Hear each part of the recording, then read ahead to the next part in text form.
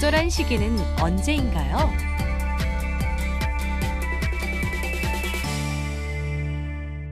피임 교육을 어떻게 해야 되나요? 중학교 3학년 아들한테 3년 사귄 여자친구가 있어요. 네. 요즘 너무 일찍 성관계를 한다고 하니까 걱정이 되는데 대놓고 얘기하기도 그렇고 어떤 분은 가방에 콘돔을 슬쩍 넣어줬다고 하던데 이렇게라도 해야 되나요?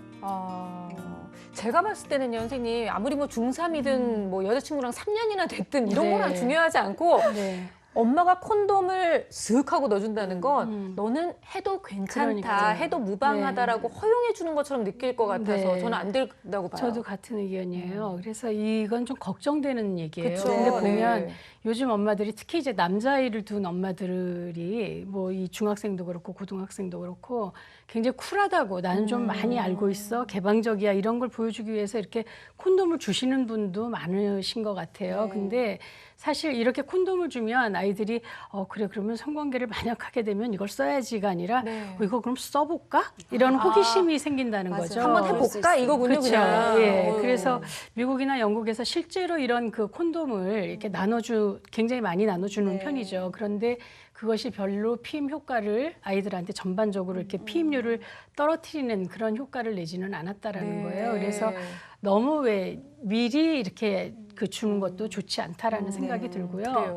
사실은 그 피임 교육의 적절한 시기는 아이가 이제 2차 성징이 나타날 때쯤 되면 분명하게 얘기를 해주셔야 돼요. 왜냐하면 2차 성징이라는 건 임신이 가능하다라는 얘기이기 때문에 네. 모르고 일어나는 일은 막아줘야 되죠. 그렇죠, 당연하죠. 예, 그런데 이제 임신이 어떻게 일어나고 그것에 대한 책임에 대한 얘기를 해줘야 되는데 보면 아이들은 굉장히 쉽게 나 책임질 수 있어 이렇게 얘기하는 애들이 많아요. 특히 이제 고등학생쯤 되면 뭘 안다고요? 네.